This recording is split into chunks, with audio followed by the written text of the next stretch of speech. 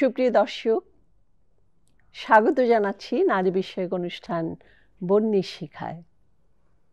আজকে যে বিষয় নিয়ে আলোচনা করব সেটি হচ্ছে নারীর নিজস্ব ভুবন। আমন্ত্রিত আলোচক হিসেবে আমার সাথে আছেন সাবিনা ইয়াসমিন, তিনি সহকারী অধ্যাপক, রাজনীতি বিভাগ, আগ্রাবাদ মহিলা কলেজ, চট্টগ্রাম। আছেন ফাতেমা শারমিন, তিনি ব্যবস্থাপনা বিভাগের সহকারী অধ্যাপক, আগ্রাবাদ মহিলা কলেজ, চট্টগ্রাম। আপনাদের দুজনকে আজকের আলোচনায় স্বাগত জানাচ্ছি। ধন্যবাদ। ধন্যবাদ। সুপ্রিয় দর্শক, সভ্যতার ক্রমবিকাশে আমরা যদি পর্যালোচনা করি তাহলে দেখি নারী সেখানে অগ্রণী ভূমিকা পালন করেছে। ক্রমশ যখন পরিবার প্রথা, উত্তরাধিকার প্রথা, এই প্রথাগুলোর আবির্ভাব হলো, সেখানে চলে এলো যে মানসিকতাটা, সেটি হচ্ছে পুরুষতান্ত্রিক মানসিকতা বা পিতৃতান্ত্রিক মানসিকতা। আস্তে আস্তে একসময়ে যে মাতৃতান্ত্রিক পরিবার, সেটি লুপ্ত হয়ে গেল এবং নারী তখন নারী আর শুধুমাত্র মানুষ হিসেবে না, শুধুমাত্র নারী হিসেবেই পরিগণিত হতে লাগলো এবং নারী হারিয়ে গেল গৃহকাজে বা নানা কাজে। প্রশ্নটা এসে যায়, নারীর তো একটা নিজস্ব জগৎ থাকা দরকার, একটা নিজস্ব ভুবন থাকা দরকার। এ নিয়ে আজকে আমাদের আলোচনা। প্রথমে আমি সাবিনা ইয়াসমিন, আপনার কাছেই যাচ্ছি। এই যে নারীর নিজস্ব ভুবন, এটি আপনি কিভাবে ব্যাখ্যা করবেন? আমি শুরুটা করব, এটা আমার মনে পড়ে যাচ্ছে ভার্জিনিয়া উলফের একটা কথা। উনি 1928 সালে ক্যামব্রিজ ইউনিভার্সিটিতে একটা স্পিচে বলেছেন, owners of one's own room, নারীর একটি নিজস্ব রুম থাকা দরকার এবং 500 পাউন্ড তখনকার দিনে। এই যদি হয় তাহলে সারা পৃথিবী অনেক মেধাবী নারী পাবে, অনেক মেধাবী সাহিত্যিক পাবে। এই দুটো জিনিসের অভাবে এই পৃথিবীতে নারী বিকশিত হতে পারেনি। এই কথাটা আজ অবধি সত্য। আমি একটা ডেটা দিচ্ছি। 1901 সাল থেকেই নোবেল পুরস্কার চালু হয়েছে। আজ অবধি সাহিত্যে 110 জনকে দেওয়া হয়েছে, সেইখানে মাত্র 18 জন নারী, তাহলে 15% এরকম। শান্তিতে 120 জনকে দেওয়া হয়েছে, তার মধ্যে 19 জন নারী। তাহলে এই ডাটাটা একদম নারীদের জন্য একটা দুর্বল একটা তথ্য। তাহলে কেন? নারী কি মেধা নিয়ে জন্মায়নি? তার কি মেধা নেই? তার কি প্রতিভা নেই? আছে। একজন লিও টলস্টয়, যে লিও টলস্টয় হয়েছেন, এত বড় সাহিত্যিক হয়েছেন, তার পেছনে ছিলেন কিন্তু সোফিয়া টলস্টয়। ওনার যে ওয়ার এন্ড পিস যে উপন্যাস, সে উপন্যাসটা সাংঘাতিক ঘষা মাজা, এইটাকে উপন্যাসে রূপান্তরিত করেছেন সোফিয়া টলস্টয়। ইতিহাসে কোথাও তার নাম নেই, সেই তথ্যটা নেই। একজন হুমায়ুন আহমেদকে তৈরি করেছেন গুলতেকিন আহমেদ। তার নিজস্ব ভুবন ছিল বলে তার একটা নিজস্ব জগৎ তৈরি করে দিয়েছেন, সংসারের যাবতীয় কিছু তিনি সামলেছেন। কিন্তু তার কি প্রতিভা ছিল না? ছিল। তা না হলে আজকে তিনি চিত্রনাট্য রচনা করতে পারতেন না? তো পারছেন। তাহলে সেই সময়টা তার নিজস্ব সময়ের অভাবে তিনি পারেননি। আমি বিষয়টাকে এইভাবে দেখছি, যদি নারী এই সময়টা পেত, তার নিজস্ব একটা জগৎ, সৃষ্টিশীলতার জগৎ যদি পেত, তাহলে অনেক ছবি, এই যে লিওনার্দো দা ভিঞ্চি মোনালিসাকে এঁকেছেন, হয়তো মোনালিসা আর কাউকে আঁকতেন। ফাতেমা শারমিন, এই যে সাবিনার কথা সূত্র ধরেই বলি যে আমরা যদি নারী এবং পুরুষ এইভাবে বলি, আমি যদি এভাবে বলতে চাই না, আমি বলতে চাই যে নারী ও পুরুষ সমান, তারা মানুষ, তাই না? এখানে লিঙ্গীয় পরিচয়টা মুখ্য নয়। তাহলে আপনার কি মনে হয় এই সাবিনাও যে তথ্যগুলি দিল, যে পরিসংখ্যানটা দিল, পুরুষ কি সুবিধাটা বেশি পাচ্ছে? অবশ্যই। পুরুষ বেশি পাচ্ছে কারণ আমরা আমাদের যে সামাজিক বাস্তবতা সেখানেই দেখছি যে নারীর নিজস্ব ভুবন বা সময়টা, এই সময়টা নারী কেন পাচ্ছে না, পুরুষ কেন নারী থেকে বেশি পাচ্ছে। আমরা যদি একটু ভেতরে গিয়ে দেখি তাহলে দেখি যে নারী সারাদিনই অবৈতনিকভাবেই তার ঘরের কাজ করে।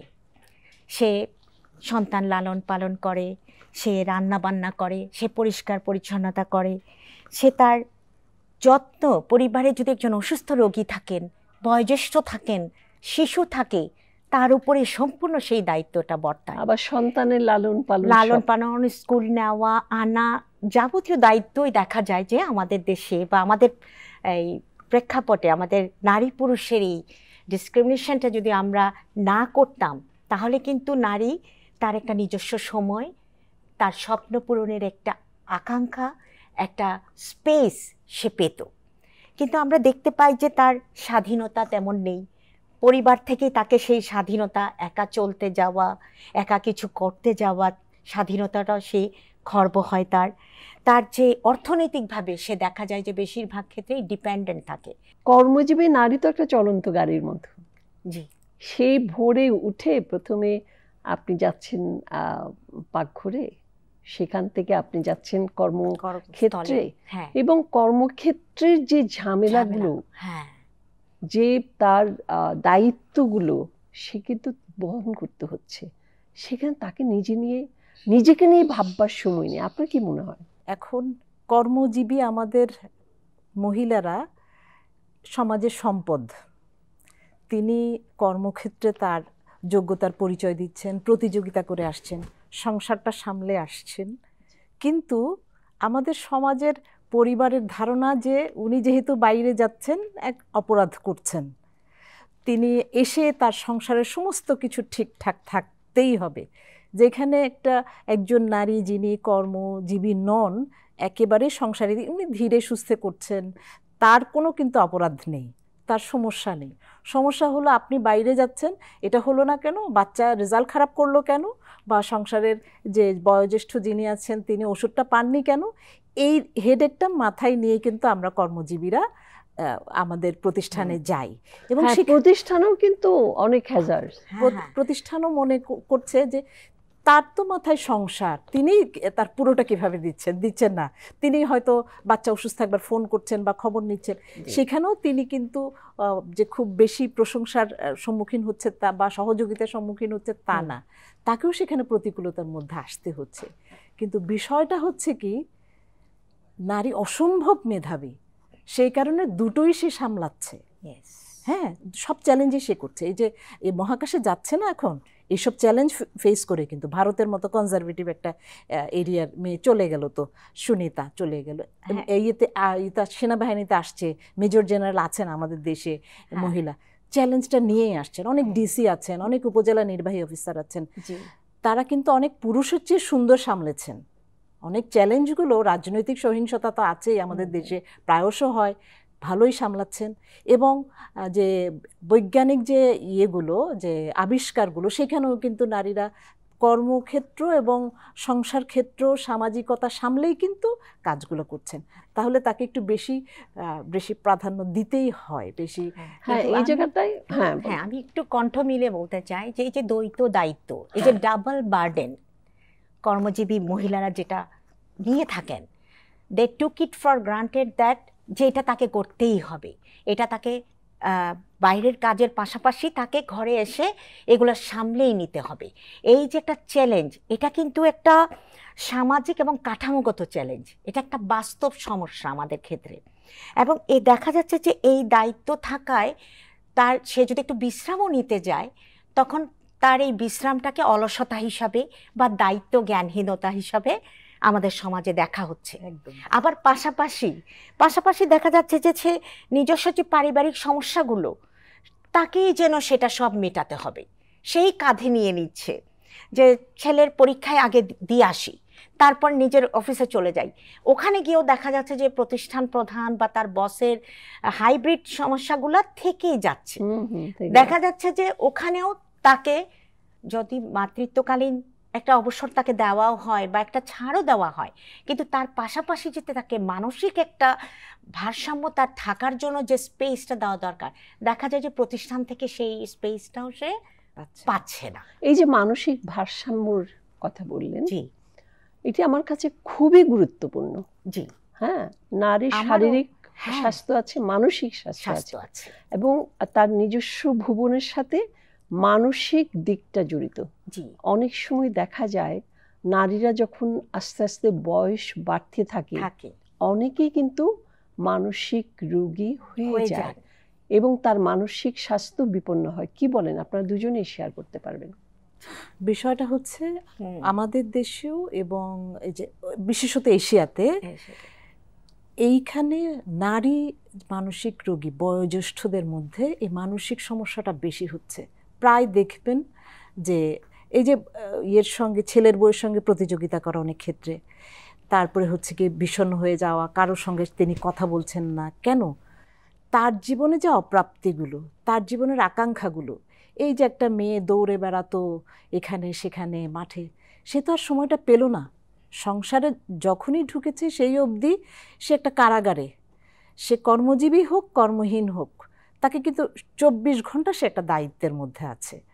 তাহলে এক সময় গিয়ে তারও ইচ্ছা করে যে আমি একটু খোলা আকাশ দেখব, আমি সমুদ্রের জলে পা ভেজাবো, ইচ্ছা করে রংধনু উঠবে, আমি সেখানে গিয়ে দাঁড়াবো, দেখব, আমি ছবি আঁকবো, কেউ আছে ছবি আঁকে, ভালো গাইতে পারে, আমি লিখবো। শেষ পর্যন্ত তারা কিন্তু, আমি অনেক আমার স্কুল ফ্রেন্ডকে এখনো পর্যন্ত দেখি সংসারের 4 দেয়ালে সে বন্দি, আর গানই করে না। আমার বান্ধবী রিমা, হ্যাঁ, আমাদের খুব ভালো গান গাইতো, এখন নাকি হারমোনিয়ামও ধরে না।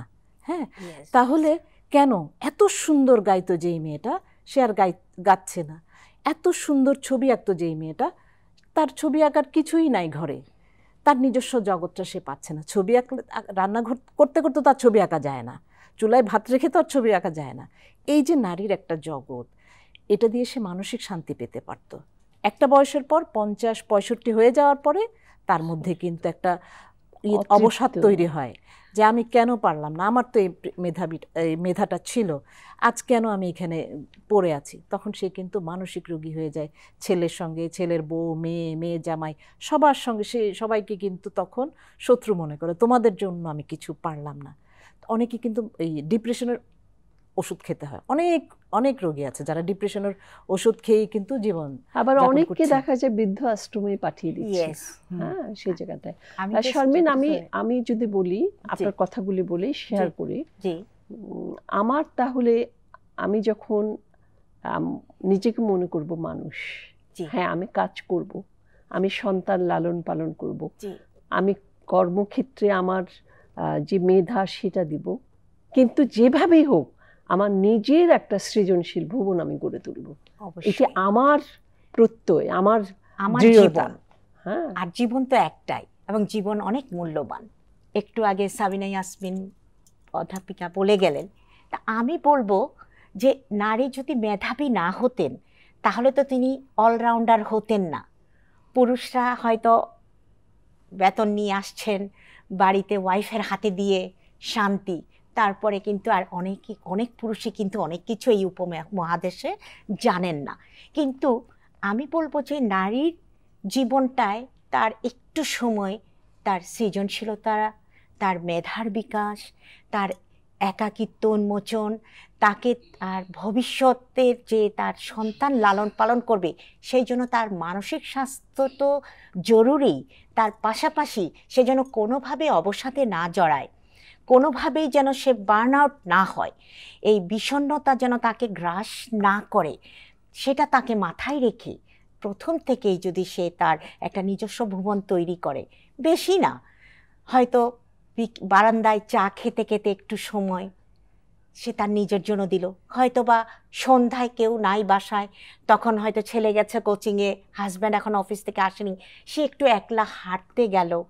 এই যে নিজস্ব ভুবনটা, এটা আমরা নারীকেই বলবো যে তাকে এখন অগ্রণী ভূমিকা নিতে হবে। তার পরিবার পরিজনকে তাকে বোঝাতে হবে।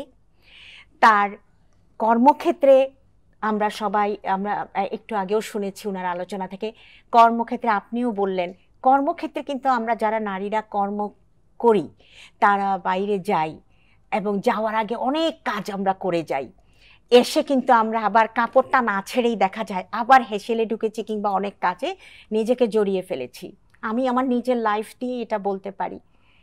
তো আমরা যে এই কাজগুলো করি তার ফাঁকে আমরা যদি একটা স্পেস নিজের জন্য বের না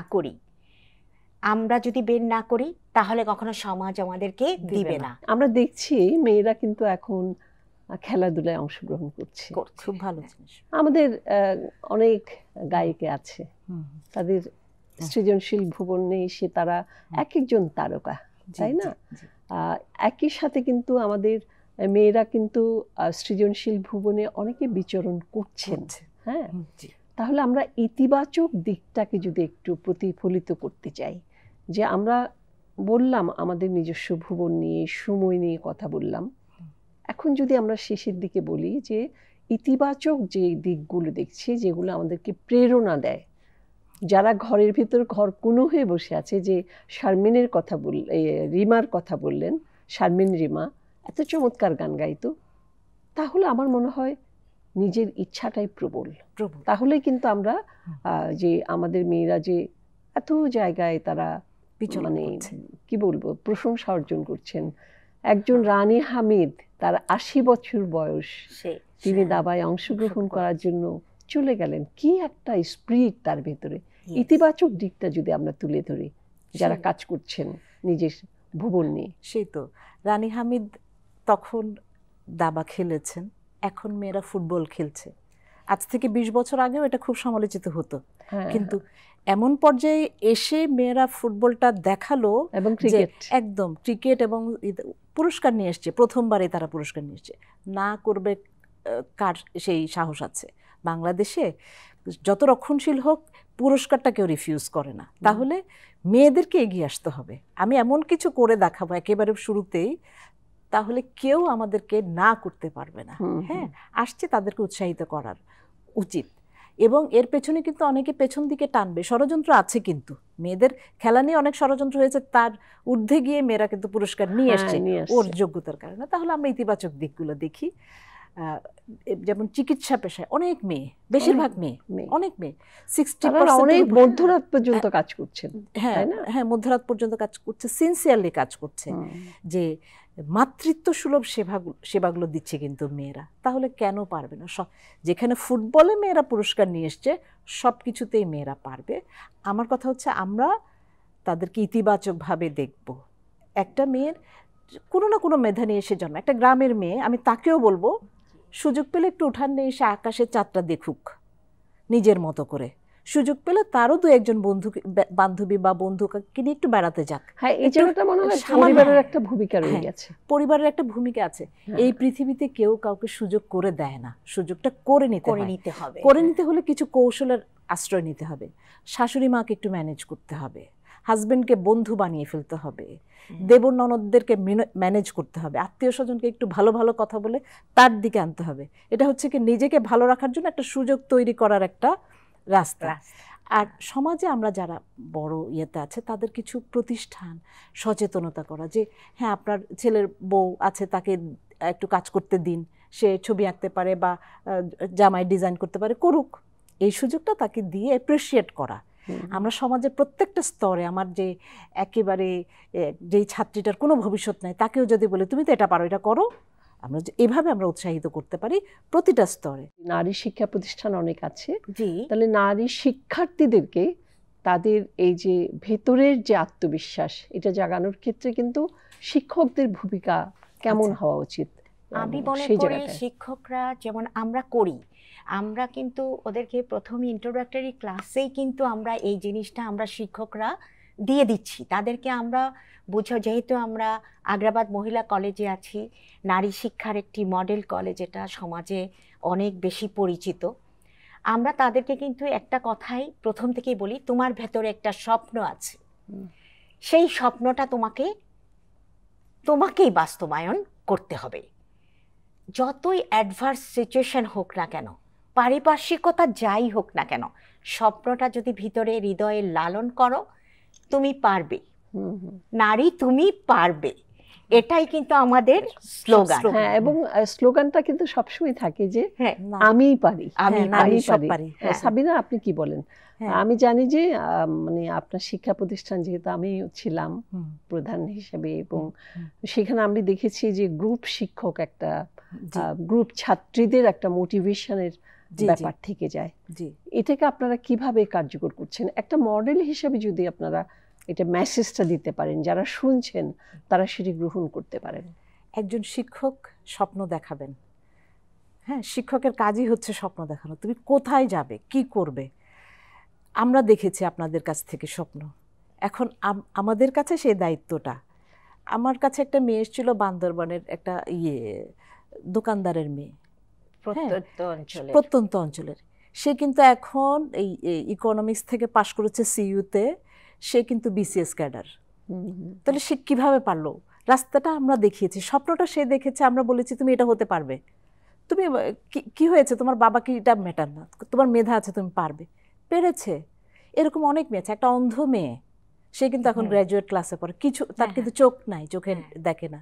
বলেছি তুমি পারবে, তুমি যদি এটা করো তাহলে তুমি এটা করতে পারবে। কি সুন্দর! প্রতি মুহূর্তে তার চ্যালেঞ্জের সম্মুখীন হতে হয় আমাদের যে সমাজটা। কিন্তু তাও সে কিন্তু এখন সেকেন্ড ইয়ার পরীক্ষা দিয়ে দিল, সামনে বলছে আরো কিছু করবে। তাহলে আমাদের দায়িত্ব হচ্ছে সেটা স্বপ্ন দেখানো। আমাদের চারিপাশে যদি অনেক ফুল ফোটে তাহলে কি হবে, আমাদের দেশটা অনেক সুন্দর হয়ে যাবে, সুরভিত হবে। গ্রুপ গাইডেন্স কাউন্সিলিংটা নিয়ে আমি একটু বলি। সেটা আমাদের কলেজে তো এটা ছিলই যে আমরা এক একটা শিক্ষক 25 থেকে 30 জন মেয়েকে আলাদা করে কাউন্সিলিং করতাম। সো তাদের একটা স্পেশাল ক্লাস আমরা নিই, তাদের আচার আচরণ, তাদের কার কি কোয়ালিটি আছে, কে এক্সট্রা কারিকুলারে ভালো, এবং তাদের কারো কোনো ব্যক্তিগত সমস্যা থাকলে, কারো কোনো মানসিক সমস্যা থাকলে সেই কাউন্সিলিংটা আমরা কিন্তু এখনো অব্যাহত রেখেছি।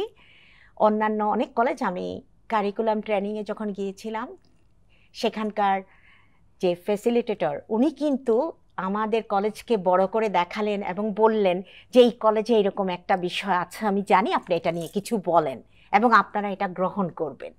প্রত্যেকটা কলেজকে বললেন যে আপনারা শিক্ষকরা এই 25 থেকে 20, 25, 30টা ছাত্র বা ছাত্রীর দায়িত্ব নিয়ে নেবেন। তাহলেই দেখা যাবে সমাজে আমরা একটা অগ্রণী ভূমিকা রাখতে পারবো।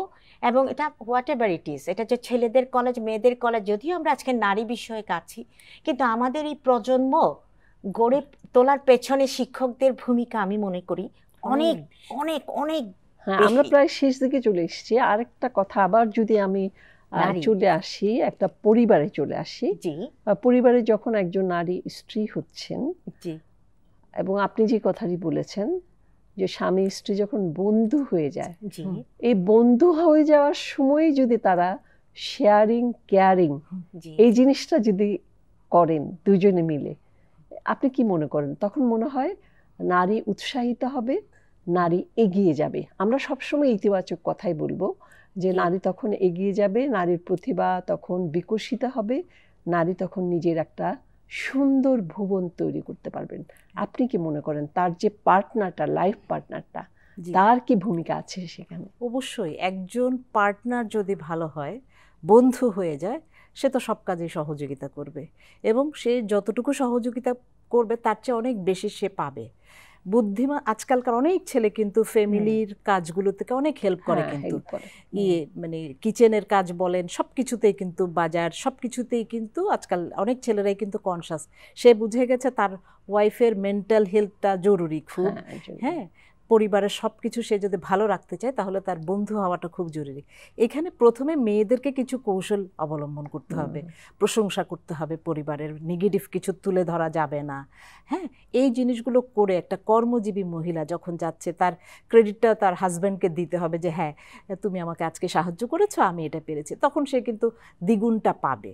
তা আমার মনে হয় যে আমরা জগৎটাকে এইভাবে প্রতিটা ক্ষেত্রে, আমি কর্মজীবনও আমি কেন হিচিংয়ে যাব, সেখানেও আমি একটা সুন্দর পরিবেশ তৈরি করব, তাহলে সেই পরিবেশটা অনেক বেশি ইজি হয়ে যাবে। এমনি করে সমাজ থেকে আমরা যদি হিংসা বিদ্বেষ এগুলো দূর করে ভালোবাসা, হ্যাঁ, সহমর্মিতা, সহনশীলতা এই জিনিসগুলোকে যদি বাড়িয়ে দেই, তাহলে সব বিষয়গুলো সুন্দর হবে। আমি মনে করছি যে নারীর এই যে নিজস্ব সময়টা, এটা কোনো ঘড়ির কাঁটায় মেপে হবে না, এটা হবে নারীর ভেতর থেকেই। তার যে প্রত্যাশা, তার যে স্বপ্ন, তার যে চাওয়া, সে ওই সময়টা ওখান থেকেই বের করে নিবে যে আমি এটা চাই, আমি একটু বই পড়বো একান্তে, আমার এখন সব কাজ শেষ, আমি একটু বই পড়বো, বাবা তোমরা আমাকে কেউ এই মুহূর্তে ডিস্টার্ব করো না। এই যে নিজের স্পেসটা নিজে নিয়ে নিতে হবে। নারী যতক্ষণ নিজের এই সৃজনশীলতা আনয়ন করার জন্য বা নিজের চিন্তা শক্তির যে তার মধ্যে যে প্রতিভা আছে সেগুলো যদি সে বের করতে চায়, সে একজন ভালো মা হতে চায়, সে একজন ভালো বন্ধু হতে চায় হাজব্যান্ডের, সে একজন ভালো গৃহিণী হতে চায়, সে পরিবারের সবার একদম মানে কি বলবো মধ্যমণি হতে চায়, তাহলে কিন্তু তার এই গুণাবলীগুলি তাকেই অর্জন করতে হবে। তাকে এটা এই সামাজিক চ্যালেঞ্জটাকে, এই বাস্তব সমস্যাটাকে মোকাবেলা করতে হবে। আমরা নিজেরাই হারিয়ে যাচ্ছি, আমাদের এই সময়টা আমরা বের করি না। আমি মনে করি সকল নারীর উচিত তাদের এই নিজস্ব সময়টা তারা যেন বেছে নেয়, তাহলে ওদের ভবিষ্যৎ তাদের সুন্দর হবে এবং তাদের এই বিষণ্ণতা, একাকিত্ব, তাদের মানসিক ভারসাম্যহীনতা, এগুলো অনেকটা সমাজ থেকে দূর হয়ে যাবে। আপনাদের দুজনকেই অনেক অনেক ধন্যবাদ। আপনাকে বেশ কিছু গুরুত্বপূর্ণ বিষয় নিয়ে আলোচনা করলাম। নেতিবাচক ইতিবাচক যেটাই বলুন, আমরা চেয়েছি একটা দিক নির্দেশনা দিতে। জি, সুপ্রিয় দর্শক, আমরা এতক্ষণ আলোচনায় ছিলাম নারীর নিজস্ব ভুবন এ বিষয়ে। এই মুহূর্তে আমার মনে পড়ছে প্রেসিডেন্ট আবুল কালাম আজাদের কথা। তিনি ভাত খেতে বসেছেন, ছোট রুটিটা পুড়ে গেছে, যে রুটিটা খাচ্ছে, তখন তার বাবা বলছিলেন, দেখো তোমার মা অনেক কষ্ট করে কিন্তু রুটিটা বানিয়েছে, সুতরাং রুটিটা পুড়ে গেছে, এটি নিয়ে কিছু মনে করার নেই। এটা একটা উদাহরণ। এই উদাহরণটা হচ্ছে আমাদের মেয়েদেরকে স্বীকৃতি দেওয়া। যদি আমরা আমাদের মেয়েদের স্বীকৃতি দেই, চলার পথে তাদের বন্ধু হই, চলার পথে ভাবি সেও আমার একজন, এবং নারী নিজেও যদি আত্মবিশ্বাসী হয়ে ওঠে, নিজের একটা সময়, নিজের একটা ভুবন বের করে নেওয়ার জন্যে, বিশেষ করে সৃজনশীল জগতে যদি তাদের পদচারণাটা অনেক বেশি প্রেরণার হয়, তাহলে কিন্তু নারীর জীবনটা সুন্দর হতে পারে। আমাদের জীবনটা তেমনি সুন্দর হয়ে উঠুক, এই শুভকামনা রেখে আজকের মতো ইতি টানছি।